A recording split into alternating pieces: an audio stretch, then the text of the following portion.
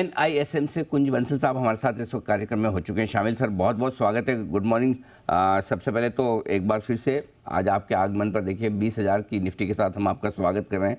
बहुत बहुत बधाई आपको, एक बार फिर से 20,000 मार्केट आपको दिखा रहा है। बताएं सर, इलेक्शन के नतीजों से ठीक पहले बाजार मजबूत है, क्या संकेत दे रहे हैं? जी हाँ, धन्यवाद अनिल जी, और गुड मॉर्निंग आपको भी और दर्शकों को भी। 20,000 की सभी को शुभकामनाएं। पर मैं मेरे दिमाग में कहीं एक कोने में एक चीज रहती है कि उन उन दो तबकों का, हमारे मार्केट के पार्टिसिपेंट्स के दो सेगमेंट्स का ऐसे में क्या होगा। एक तो शॉर्टर्स जो होते हैं, बियर्स जिनको हम बोलते हैं, और दूसरा सिर्फ शॉर्ट करने वाले नहीं, बहुत लोग जो हमेशा इस उम्मीद में रह जाते हैं कि नहीं बाजार और टूटेगा और टूटेगा और अपना पैसा नहीं डाल पाते हैं। ये दूसरा सेगमेंट है जो एक बड़ा, जो हर बार बाजार को मिस करता है। उन्हें उनके लिए मैं संवेदनाएं भी देना चाहता हूं आज, और उनको ये सलाह भी दूंगा, आपने पूछा नहीं है पर फिर भी, कि अगर आज भी आपके पास 100 रुपया डालने का आपकी मंशा है तो 25 रुपया आज आप डाल दीजिए, बिना बिना बाजार की धारणा का या डायरेक्शन का इंतजार कीजिए, और बाकी का 75 रुपया रखिए। आपको अगर नीचे आता है तो डालिए, नहीं आता है तो हर महीने के एंड पे या जैसे भी हो तब डालते रहिए। तो पहली बात तो ये, अब उसी से मेरा मार्केट आउटलुक भी आ जाता है कि हाँ, हम 20,000 पे आ गए हैं। पिछले 3 महीने पहले हम 20,214 सितंबर को निफ्टी लाइफ हाई पे गए थे, वहां से नीचे आके फिर से ऊपर आ गए हैं। एक्चुअली इसको हम दूसरे थोड़े से मीडियम टर्म पर्सपेक्टिव से देखें तो अक्टूबर 2021 में निफ्टी 18,500 था और आज 20,000 है। तो 2 साल में हार्डली 6-7% का रिटर्न मार्केट ने दिया है, और 2 साल में कम से कम 10% CAGR से निफ्टी की अर्निंग्स ग्रो हुई है। तो 20% अर्निंग्स ग्रोथ के सामने 7% का रिटर्न थोड़ा कम है। ऐसा नहीं है कि इमीडिएट यहां से बचा हुआ 12-13% रिटर्न आ जाएगा और दर्शक वो समझ के मार्केट का व्यू ले लें, वैसा नहीं है। मार्केट वोलेटिलिटी से भरा रहता ही है और हमने देखा ही है। तो मुझे लगता है वापस हम मार्केट पे आए तो जिस हिसाब से अभी रिजल्ट सीजन गया है, जिस हिसाब से रशिया, माफ कीजिए, इजराइल वॉर, या उसको हम जो भी बोलें, कि बावजूद ऑयल प्राइस में जो उम्मीद थी बढ़ने की वो नहीं बढ़ा है, और उससे एक इंडियन इकोनॉमी जो ऑयल इंपोर्ट पे डिपेंडेंट है उसको इनडायरेक्ट सपोर्ट मिला है। ग्लोबल फ्लोज का मिक्स सपोर्ट है, कहीं रहता है कहीं नहीं रहता है, बट ठीक है, अब हम उतना डिपेंडेंट नहीं रहे हैं, और ये बहुत ही अच्छी बात हुई है कि हम डोमेस्टिक फ्लोज पे डिपेंडेंट हो गए हैं। तो नेट नेट मार्केट में फैक्टर्स पॉजिटिव ही हैं, पर मार्केट में करेक्शन आता रहता है और आता रहना भी चाहिए। और करेक्शन आने के कारण ये है कि अभी भी अब कंजम्पशन है जो हम थोड़ा सा, एक अभी भी एक पहेली बना हुआ है, और उसमें भी दो हिस्सों में बढ़ गया है, लोअर एंड कंजम्पशन और हायर एंड कंजम्पशन।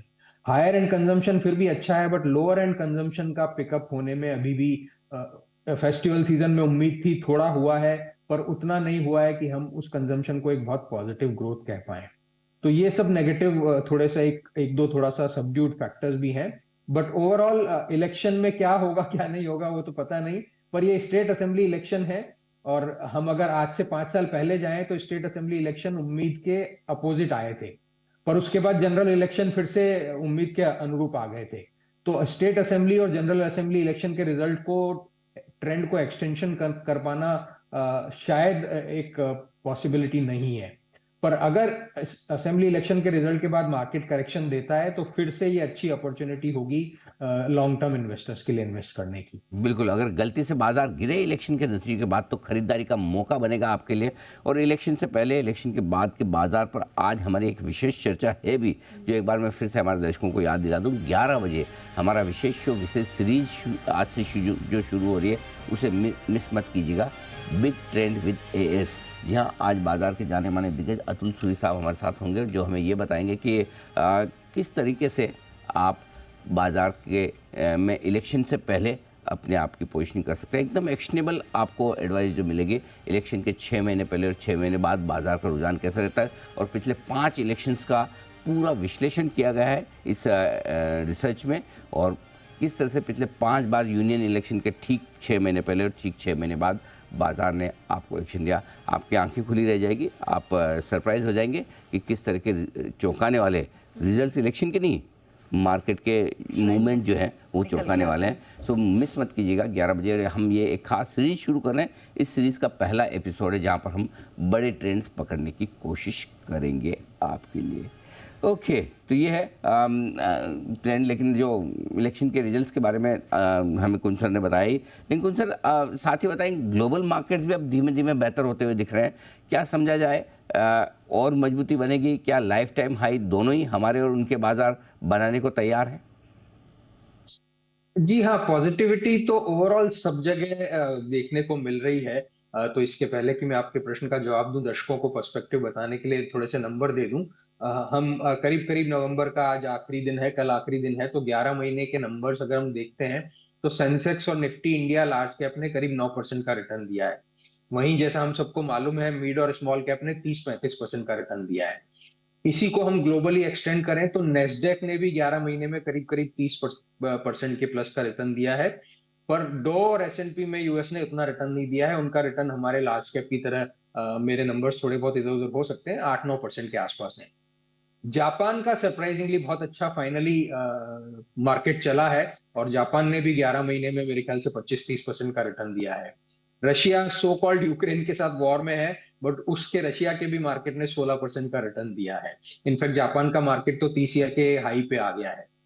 तो होता क्या है कि अब आजकल गवर्नमेंट, सेंट्रल गवर्नमेंट हर कंट्री की और सेंट्रल बैंकर्स, जैसे हमारे आरबीआई है, यूएस में फेड है, यूरो है, वो लोग कोशिश करते हैं कि किसी भी तरह की मंदी को कुछ ना कुछ तरीके ढूंढ के निपटा जाए। अब उसमें ऑफ कोर्स इंटरेस्ट रेट को ऊपर नीचे करना एक बहुत बड़ा फैक्टर है, हमेशा से एक टूल रहा है सेंट्रल बैंकर्स के हाथ में।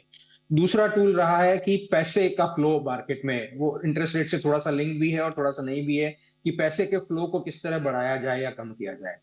तीसरा, अगर हम गवर्नमेंट्स पे आते हैं तो गवर्नमेंट्स अलग अलग तरह के स्टिमुलेटिंग मेजर्स चलाती रहती हैं, इकोनॉमिक मेजर्स चलाती रहती हैं। जैसे हम स्पेसिफिकली गवर्नमेंट की बात करें तो गवर्नमेंट ऑफ इंडिया ने कॉन्शियसली बहुत पिछले कई सालों से कैपिटल एक्सपेंडिचर कंटिन्यूअस फोकस किया है, ध्यान दिया है, बढ़ाया भी है, और न सिर्फ अनाउंसमेंट किए हैं, एक्चुअली किए भी हैं।